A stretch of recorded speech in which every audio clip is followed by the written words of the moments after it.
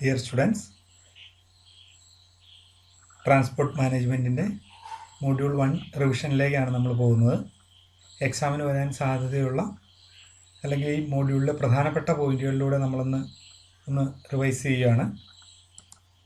പ്രധാനമായിട്ടുള്ള പോയിന്റുകൾ, ഈ ഫസ്റ്റ് മൊഡ്യൂളിലെ പ്രധാന പോയിന്റുകൾ: legal aspects involved with motor transportation, various traffic signs and signals, motor transport organization and its importance, criteria for mode of staffing and training in a transport organization, site selection and facilities of a transport depot. ഇതാണ് പ്രധാനപ്പെട്ട പോയിന്റുകളുള്ളത്. ഓരോന്നിൻ്റെയും main headings, sub headings, main headings ആണ് ഇതെല്ലാം. Sub headings എന്താണെന്ന് നമുക്ക് നോക്കാം. Legal aspects involved with motor transportation. ഏറ്റവും പ്രധാനപ്പെട്ട ഇതിനകത്തെ ഒരു point motor vehicle act and its importance എന്നാണ്. ഈ ഒരു ഭാഗത്തു നിന്നുള്ള ചോദ്യങ്ങൾ വന്നു കഴിയുമ്പോൾ the act come into force from 1 July 1989 എന്നുള്ള ഒരു കാര്യം പ്രധാനപ്പെട്ട ഒരു കാര്യമായിട്ട് കരുതുക. ഈ ആക്ട് 4 പ്രാവശ്യം അമെൻഡ് ചെയ്യപ്പെട്ടിട്ടുണ്ട്. 94, 2000, 2001, 2015. ഇനി 4 വർഷങ്ങളിലായിട്ട് 1988 മോട്ടോർ വെഹിക്കിൾ ആക്ട് അമെൻഡ് ചെയ്യപ്പെട്ടിട്ടുണ്ട്. പിന്നെ മോട്ടോർ വെഹിക്കിൾ ആക്ടിലെ പ്രധാനപ്പെട്ട definitions: articulated vehicle, invalid carriage, maxi cab, omni bus, permit, stage carriage, ഇത് പ്രധാനപ്പെട്ടതാണ്. ഇതിനെക്കുറിച്ച് നിങ്ങൾ കൃത്യമായ ഒരു ബോധം ഉണ്ടാക്കിയിരിക്കണം. എന്താണ് മോട്ടോർ വെഹിക്കിൾ ആക്ട് കൊണ്ട് പ്രധാനമായിട്ട് ഉദ്ദേശിക്കുന്നത്? വാട്ട് ഈസ് ദ നീഡ് എന്നുള്ളതാണ് അടുത്തൊരു ചോദ്യം. അത് എന്തൊക്കെയാണെന്നുള്ളത് നമുക്ക് ജനറലായ ഒരു തോട്ട് ഉണ്ട്. ടെക്നിക്കലായിട്ട് അതിനെ ലിസ്റ്റ് ചെയ്യുക എന്നുള്ളതാണ് ഇത് ഇങ്ങനൊരു ചോദ്യത്തിൽ നിന്ന് അവർ പ്രതീക്ഷിക്കുന്നത്. അത് കൃത്യമായ രീതിയിൽ പോയിന്റ് ചെയ്യുക. നമുക്ക് അറിയാവുന്ന കാര്യങ്ങളെ കൃത്യമായിട്ടുള്ള പോയിന്റുകളായിട്ട് വേണം എഴുതാൻ. ഒരിക്കലും വാരി വലിച്ച് എഴുതിയിട്ട് കാര്യമില്ല. പോയിന്റ് ബൈ പോയിന്റ് ആയിട്ട് എഴുതുമ്പോൾ തീർച്ചയായിട്ടും ആ ഓരോ പോയിന്റിനും മാർക്ക് കിട്ടുന്നതിന് എളുപ്പമുണ്ടാവും. അടുത്തതായിട്ട് duties of bus drivers and conductors. ആദ്യമായിട്ടുള്ള ബസ് കണ്ടക്ടറിൻ്റെയാണ്. കണ്ടക്ടറിൻ്റെ ഡ്യൂട്ടി എന്താണെന്നുള്ളത് നമ്മൾ എല്ലാ ദിവസവും ബസ്സിൽ കയറുന്ന ആളുകൾ എന്നുള്ള രീതിയിൽ നമുക്ക് അറിയാവുന്നതാണ്. എങ്കിലും കുറച്ചുകൂടി ഡീറ്റെയിൽ ആയിട്ട് അയാൾ ചെയ്യുന്ന technical and controlling, personal controlling എന്നുള്ള ഒരു കൺസെപ്റ്റിൽ അതിനെ കുറച്ചുകൂടെ ഡീറ്റെയിൽ ആയി ടെക്നിക്കലായ രീതിയിൽ അതിനെ കാണുക, ലിസ്റ്റ് ചെയ്യുക. അതുപോലെ തന്നെ ഡ്രൈവറും ചിലപ്പോഴൊക്കെ തന്നെ ഡ്രൈവർ ചെയ്യുന്ന അതേ ഡ്യൂട്ടികൾ കണ്ടക്ടർ ചെയ്യേണ്ടി വരാറുണ്ട്. കണ്ടക്ടർ ചെയ്യുന്ന ഡ്യൂട്ടികൾ ഡ്രൈവറും ചെയ്യാറുണ്ട്. അങ്ങനെ കോമൺ ആയിട്ടുള്ളത് മനസ്സിലാക്കിയിരുന്നു കഴിഞ്ഞാൽ ആൻസർ ചെയ്യുന്നതിന് കുറച്ചുകൂടെ എളുപ്പം കിട്ടും. എപ്പോഴും ഒരു 1 മുതൽ 10 വരെ എന്നുള്ള രീതിയിൽ ആ ഡ്യൂട്ടിയുടെ ഫ്ലോ അനുസരിച്ച് തന്നെ പഠിച്ചു വയ്ക്കാൻ ശ്രമിക്കുക. Methods of obtaining driving licence. ഇതൊരു പ്രധാന ക്വസ്റ്റ്യനാണ്. അതിനകത്ത് ആദ്യമുള്ള ഒരു ഭാഗം നമ്മൾ മനസ്സിലാക്കേണ്ട എലിജിബിലിറ്റി കണ്ടീഷൻസ് ആണ്. അതിൽ എഴുതേണ്ട സബ് ഹെഡിങ്സ് ആണ് ഇതെല്ലാം. എലിജിബിലിറ്റി, എന്തൊക്കെ എലിജിബിലിറ്റി ഉള്ള ആളുകൾക്ക് ഡ്രൈവിംഗ് ലൈസൻസിന് അപ്ലൈ ചെയ്യാം. അതായത് 18 വയസ്സ് പൂർത്തിയാക്കണം, അതിൻ്റെ കണ്ണ്, പിന്നെ ഫിസിക്കൽ ഫിറ്റ്നസ്, അങ്ങനെയുള്ള കാര്യങ്ങളെല്ലാം ആണ് ഇവിടെ ഉദ്ദേശിക്കുന്നത്. ലേണേഴ്സ് ലൈസൻസ് എടുക്കുക എന്നുള്ളതാണ് അടുത്ത പോയിന്റ്. അതിന് വേണ്ടിയിട്ട് നമ്മളൊരു കമ്പ്യൂട്ടർ ടെസ്റ്റിന് ഹാജരാകണം. പിന്നെ ഒരു ഡ്രൈവിംഗ് ടെസ്റ്റ്, അതൊരു ഫിസിക്കൽ ടെസ്റ്റാണ്. റോഡ് ടെസ്റ്റും ലോൺ ടെസ്റ്റും. Additions of class of vehicles എന്നുള്ളത് നമ്മൾ ഒരു 4 വീലർ അല്ലാതെ കൂടുതൽ ഒരു പാസഞ്ചർ വെഹിക്കിൾ അല്ലെങ്കിൽ സ്പെഷ്യൽ പർപ്പസ് വെഹിക്കിൾ, ഇതിനെയൊക്കെ എടുക്കുന്നതിനുള്ളതാണ്. ഇൻ്റർനാഷണൽ ഡ്രൈവിംഗ് ലൈസൻസ് എന്ന് പറയുന്നത് നമ്മുടെ രാജ്യത്തല്ലാതെ പുറം രാജ്യത്തേക്ക് ഇങ്ങനെ പോകുന്ന ആളുകൾക്ക് എടുക്കുന്നതിന് വേണ്ടിയിട്ടുള്ള ഒരു സൗകര്യം നൽകുന്ന ഒരു പ്രൊഫഷനാണ്. ഈ കാര്യങ്ങളെക്കുറിച്ചും ഈ ഒരു ചോദ്യത്തിന് പോയിന്റുകളായിട്ട് ലിസ്റ്റ് ചെയ്ത് എഴുതിയാൽ മാർക്കുകൾ കിട്ടാൻ എളുപ്പമുണ്ട്. The reasons for disqualification of driving licence. അത് വളരെ പ്രധാനപ്പെട്ട ഒരു കാര്യമാണ്. നിങ്ങൾക്ക് പലപ്പോഴും നമ്മൾ ന്യൂസ് പേപ്പറിലൊക്കെ കാണുന്ന കാര്യമാണ്. ഈ കാര്യങ്ങളെ വളരെ കൃത്യമായ രീതിയിൽ ലിസ്റ്റ് ചെയ്യുക. വളരെ എളുപ്പമാണ് നിങ്ങളെ സംബന്ധിച്ച്. എങ്ങനെയൊക്കെ എന്തൊക്കെ കാര്യങ്ങൾ, പക്ഷേ പലപ്പോഴും സംഭവിക്കുന്ന കാര്യം എന്താണെന്ന് വെച്ചാൽ ഒരേ കാര്യം തന്നെ പല രീതിയിൽ എഴുതി വയ്ക്കാൻ ശ്രമിക്കും. അത് പാടില്ല. കൃത്യമായ ഡെഫിനീഷൻസ് ഓരോ പോയിന്റിനും ഉണ്ടാകണം. Habitual criminal and habitual drunkard എന്നുള്ളത് പറഞ്ഞാൽ പിന്നെ വീണ്ടും അത് ഏതെങ്കിലും ഒരു രീതിയിൽ ആ സെൻറ്റൻസ് തന്നെ റിപ്പീറ്റ് ചെയ്യുന്നതിന് ശ്രമിക്കരുത്.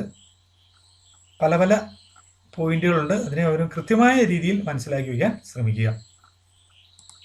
അടുത്തത് various traffic signs and signals എന്നുള്ളതാണ്. നമുക്കറിയാം മാൻഡേറ്ററി സൈൻസ് ഉണ്ട്, അടുത്തത് പ്രിക്കോഷണറി സൈൻസ് ഉണ്ട്, ഇൻഫർമേറ്ററി സൈൻസ് ഉണ്ട്. മാൻഡേറ്ററി സൈൻസ് വൃത്താകൃതിയിലാണ്, warning or precautionary signs triangular ഷേപ്പിലാണ്, ഇൻഫർമേറ്ററി സൈൻസ് ഒരു റെക്റ്റാങ്കുലർ ഷേപ്പിലാണ്. ഓർത്തിരിക്കുക, നിങ്ങൾ കളർ ചെയ്യേണ്ടി വരില്ല, പക്ഷേ ആകൃതി വളരെ പ്രധാനപ്പെട്ടതാണ്. എന്തായാലും ഏതെങ്കിലും ഒരു ഭാഗത്തിൻ്റെ ഏതെങ്കിലും 6 എഴുതാൻ ചോദിക്കാറുണ്ട് മിക്കവാറും. രജിസ്ട്രേഷൻ പ്രൊസീജിയർ ഫോർ വെഹിക്കിൾ, ഒരു വെഹിക്കിൾ രജിസ്റ്റർ ചെയ്യുന്നതിന് വേണ്ടി വരുന്ന പ്രൊസീജിയേഴ്സ് എന്തൊക്കെയാണെന്നുള്ളതാണ്. എന്താണ് പർപ്പസ് എന്നുള്ള ആദ്യം തന്നെ അതിൻ്റെ അകത്ത് എഴുതണം. അതിനുശേഷം എന്താണ് ഈ രജിസ്ട്രേഷൻ പ്രൊസീജിയറിൻ്റെ പർപ്പസ് അത് എഴുതിയിട്ടുണ്ട്. ടെമ്പററി രജിസ്ട്രേഷൻ നടത്തുന്നത് ഏത് രീതിയിലാണ്, അതിന് ഉപയോഗിക്കുന്ന ഫോം ഏതാണ്.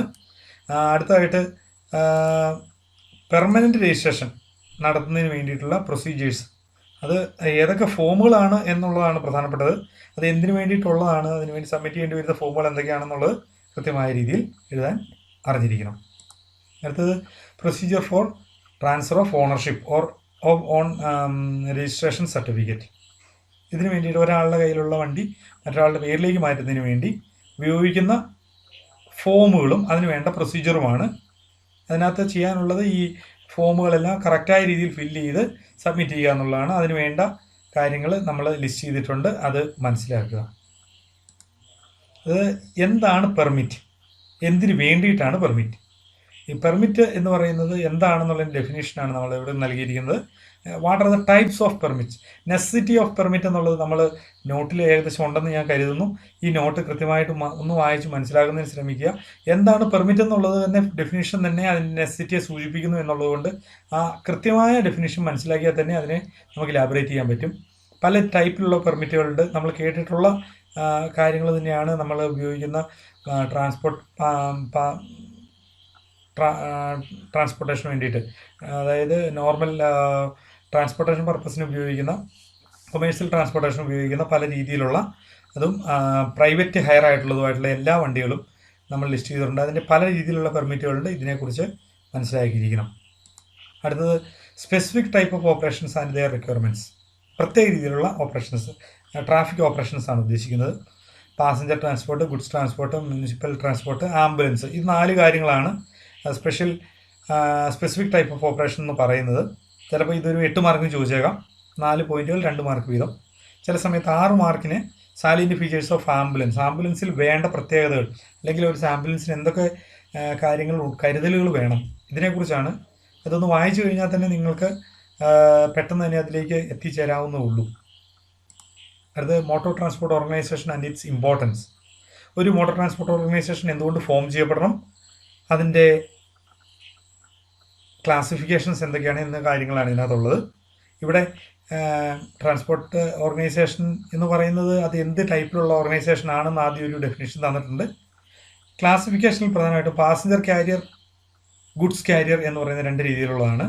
നമുക്കറിയാം പാസഞ്ചർ കാരിയറിൽ തന്നെ പബ്ലിക് കാരിയർ ഉണ്ട്, ബസ്സുകൾ, ഈ കാര്യങ്ങളൊക്കെയാണ്. അത് പ്രൈവറ്റ് കാരിയറിൽ ഹയറിന് വേണ്ടിയിട്ട് വാടകയ്ക്ക് കൊടുക്കുന്ന ബസ്സുകൾ, പാസഞ്ചർ കാരിയറിൽ വരുന്ന പബ്ലിക് കാരിയറും പ്രൈവറ്റ് കാരിയറും. ഗുഡ്സ് കാരിയർ പല രീതിയിലുണ്ട്. പല രീതിയിലുള്ള ഗുഡ്സിനെ വഹിക്കുന്ന ട്രക്കുകളാണ് ഇതിൻ്റെ. ബസ്സുകളല്ല, ബസ്സുകൾ പാസഞ്ചർ കാരിയേഴ്സാണ്, ഗുഡ്സ് കാരിയേഴ്സ് ട്രക്കുകളാണ്. പല രീതിയിലുള്ള ഗുഡ്സ് കാരിയേഴ്സിൻ്റെ petroleum, articular vehicle, motor vehicles, food articles, ഇതിനെല്ലാം ക്യാരി ചെയ്യുന്ന ഗുഡ്സ് വെഹിക്കിൾസ് ഉണ്ട്. Classification of motor transport organisation. പ്രധാനമായും 3 രീതിയിലുള്ള ക്ലാസിഫിക്കേഷനാണ് മോട്ടോർ ട്രാൻസ്പോർട്ട് ഓർഗനൈസേഷനുള്ളത്. പബ്ലിക് സെക്ടർ അണ്ടർടേക്കിംഗ്, നമുക്കറിയാം KSRTC. പ്രൈവറ്റ് സെക്ടർ അണ്ടർടേക്കിംഗ്, അതായത് ഒന്നിലേറെ വാഹനങ്ങളുള്ള ഏതെങ്കിലും കമ്പനികൾ അവരൊരു പ്രത്യേക പേരിൽ KTC അല്ലെങ്കിൽ നിങ്ങൾക്കറിയാം കല്ലട, അതുപോലെയുള്ളതൊക്കെ, അതൊക്കെയാണ് private sector undertaking. Cooperative sector എന്ന് പറഞ്ഞു കഴിഞ്ഞാൽ ചിലപ്പോൾ ചില കോപ്പറേറ്റീവ് സൊസൈറ്റികൾ ഫോം ചെയ്തിട്ട് അത് ട്രാൻസ്പോർട്ട് വെഹിക്കിൾസിനെ ഓപ്പറേറ്റ് ചെയ്യാറുണ്ട്, അങ്ങനെയുള്ളതാണ് ഇത് cooperative sector. Functional wings of transport system വളരെ പ്രധാനപ്പെട്ടതാണ്. 8 മാർക്കിന് ചോദിക്കുന്നതാണ്. 6 മാർക്ക് 8 മാർക്ക് ഈ അതായത് ബി പാർട്ട് സി പാർട്ടിലാണ് നമ്മൾ പ്രധാനമായിട്ട് ഇത് വരുന്നത്. Traffic department, administration and finance, engineering department. നമുക്കറിയാം ട്രാഫിക് ഡിപ്പാർട്ട്മെൻറ്റാണ് conductor, driver, depot engineer, depot station master, ഇവരൊക്കെയാണ് ട്രാഫിക് ഡിപ്പാർട്ട്മെൻറ്റ് വരുന്നത്. അഡ്മിനിസ്ട്രേഷൻ ആൻഡ് ഫൈനാൻസിൽ പ്രധാനമായും superintendent, office superintendent, clerical staff ഇവരൊക്കെയാണ് വരുന്നത്. എഞ്ചിനീയറിംഗ് ഡിപ്പാർട്ട്മെൻറ്റിലാണ് depot engineer, mechanic, supervisor, foreman, അങ്ങനെയുള്ള വണ്ടി നന്നാക്കാൻ നിയോഗിക്കപ്പെട്ടിട്ടുള്ള ആളുകൾ വരുന്നത്. Criteria for mode of staffing in a transport organisation. ഒരു ട്രാൻസ്പോർട്ട് ഓർഗനൈസേഷനിൽ നമുക്ക് KSRTC ഉദാഹരണമായിട്ട് എടുക്കാം. എങ്ങനെയാണ് ആളുകളെ നിയമിക്കുന്നതിന് ഉള്ള ക്രൈറ്റീരിയ തയ്യാറാക്കുന്നത്, എന്തൊക്കെ അടിസ്ഥാനത്തിലാണ് എന്നുള്ളതാണ്. അതായത് എത്ര ജോലിക്കാർ വേണം, എത്ര മെക്കാനിക്കുകൾ വേണം, എത്ര സൂപ്പർവൈസേഴ്സ് വേണം, എത്ര കണ്ടക്ടർ വേണം, എത്ര ഡ്രൈവർ വേണം, ഇതിൻ്റെ എത്ര ഡിപ്പോ എഞ്ചിനീയേഴ്സ് വേണം, ഇതൊക്കെ അറിയുന്നത്, എത്ര ക്ലർക്കുമാർ വേണം. നമ്മൾ തൊട്ട് മുമ്പ് പറഞ്ഞ ഡിഫറെൻറ്റ് ടൈപ്സ് ഓഫ് ഫങ്ഷണൽ വിങ്സിനെ ആളുകളെ എത്രത്തോളം നിയമിക്കണം, ഏത് രീതിയിലുള്ള ആളുകൾ വേണം എന്നുള്ളത് തീരുമാനിക്കുന്നതിനുള്ള ക്രൈറ്റീരിയ എന്താണ്, അത് ഇവിടെ ലിസ്റ്റ് ചെയ്തിട്ടുണ്ട്. Number of vehicles, type of vehicle, preventive maintenance schedule, permissible repair schedule, vehicle utilisation, crew required for a schedule. ഇതെല്ലാം നമ്മൾ കൃത്യമായിട്ട് വായിക്കണം. കൃത്യമായിട്ട് വായിച്ചു കഴിയുമ്പോഴത്തേനും അതിൻ്റെ അകത്ത് തന്നെ ഉള്ളിൽ പല കാര്യങ്ങൾ അതിൻ്റെ അകത്ത് ഡീറ്റെയിൽ ചെയ്യാൻ പറ്റും. ഇത് വെറുതെ ഇത് എഴുതി വെച്ചാൽ മാത്രം പോലെ, ഇതിന് എന്തെങ്കിലും 1-2 സെൻറ്റൻസുകൾ സപ്പോർട്ടീവായിട്ട് ഇതിനെ ഡീറ്റെയിൽ ചെയ്യാനും കൂടെ ഉണ്ടാകണം. അടുത്ത necessity of training to staff. ഒരു ട്രാൻസ്പോർട്ട് ഓർഗനൈസേഷനിൽ കണ്ടക്ടർ ആകട്ടെ, ഡ്രൈവർ ആകട്ടെ, ക്ലർക്ക് ആകട്ടെ, അല്ലെങ്കിൽ മെക്കാനിക്കലാകട്ടെ, ആർക്കാണെങ്കിലും ട്രെയിനിങ്ങുകൾ നൽകപ്പെടണം.